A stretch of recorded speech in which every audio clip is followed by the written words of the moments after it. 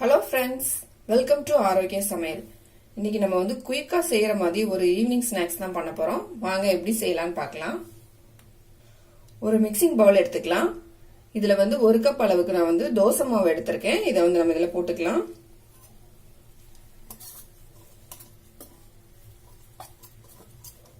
இது கூடவே ஒரு 1/4 கப் அளவுக்கு ரவை சேர்த்துக்கலாம்.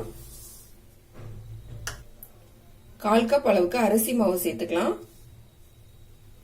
இது எல்லாத்தையும் நல்லா மிக்ஸ் பண்ணிடலாம். இப்போ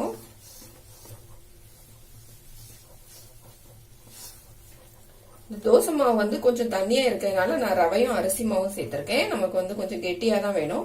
நல்லா மிக்ஸ் பண்ணியாச்சு. இது ஒரு 5 நிமிஷம் அப்படியே வச்சிடலாம். நம்ம ஒரு மிக்சி ஜார் எடுத்துக்கலாம். இதுல ஒரு 4 காஞ்ச மிளகாய் நான் சுடுதண்ணில நல்லா ஊற வச்சு எடுத்திருக்கேன். இதை நம்ம தண்ணியோட இதுல சேர்த்துக்கலாம். ஒரு 6 பல் பூண்டு எடுத்திருக்கேன். அதையும் நம்ம போட்டுக்கலாம். இதை நல்லா நைஸா அரைச்சு எடுத்துட்டு வந்துடலாம். நான் அரைச்சிட்டு வந்துட்டேன்.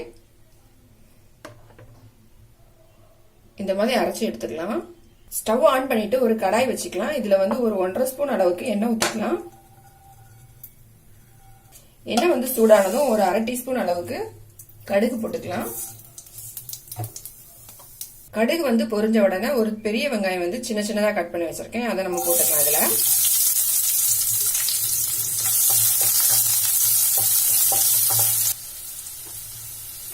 வெங்காயம் லைட்டா வதங்கினா போதும். வதங்கின பிறகு நம்ம மிக்சியில அரைச்சு வச்சிருக்க இந்த மிளகாவும் பூண்டும் அரைச்சு வச்சிருந்ததை இது கூட போட்டுக்கலாம். ஸ்டவ் சிம்ல வச்சு இதை நல்லா மிக்ஸ் பண்ணிடலாம். இது கூடவே கொஞ்சமா கருவேப்பிலை போட்டுக்கலாம். இந்த காஞ்ச மிளகாவும் பூண்டோட பச்சை ஸ்மெல் போது வரைக்கும் நம்ம லைட்டா இதை வதக்கிக்கலாம். எண்ணெயில நல்லா வதங்கிடுச்சு. நம்ம இப்ப ஸ்டவ் ஆஃப் பண்ணிக்கலாம். நாம மிக்ஸ் பண்ணி வச்சிருக்க தோசை மாவு எடுத்துக்கலாம். இதுல நம்ம வதக்கி வச்சிருந்ததை இதுல போட்டுக்கலாம்.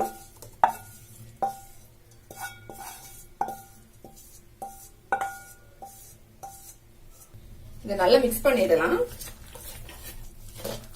இந்த மசாலா மாவு எல்லாமே நல்லா ஒண்ணாகணும். நம்ம ரவையெல்லாம் சேர்த்ததுனால மாவு நல்லா திக்காயிடுச்சு. தோசை மாவுல உப்பு இருக்கும். அதனால நான் இதுல உப்பு எதுவும் ஆட் பண்ணல. உங்களுக்கு கம்மியா இருந்தா நீங்க உப்பு ஆட் பண்ணிக்கோங்க. இதுல கொஞ்சமா பேக்கிங் சோடா மட்டும் போட்டுக்கலாம்.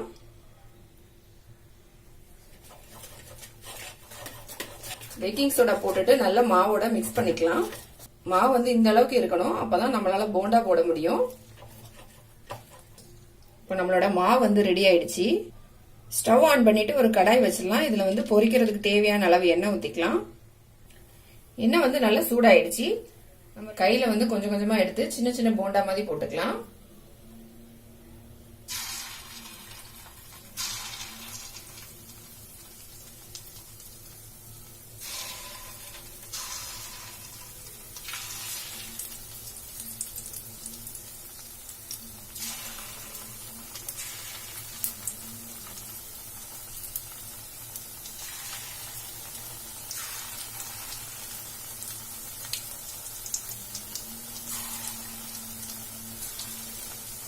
இப்ப இத இன்னொரு பக்கம் திருப்பி போட்டுக்கலாம்.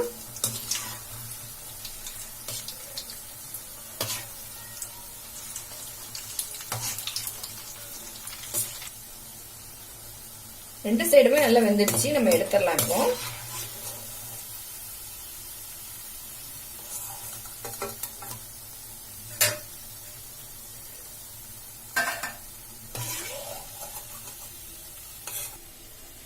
நல்ல கிறிஸ்பியான ஈவினிங் ஸ்நாக்ஸ் ரெடி ஆயிடுச்சு. நம்ம வீட்ல தோசை மாவு மட்டும் இருந்தா போதும். இந்த ஸ்நாக்ஸ் நம்ம குயிக்கா செஞ்சிடலாம். இந்த வீடியோ உங்களுக்கு பிடிச்சிருந்தா லைக் பண்ணுங்க, ஷேர் பண்ணுங்க. மறக்காம என்னோட சேனலை சப்ஸ்கிரைப் பண்ணுங்க.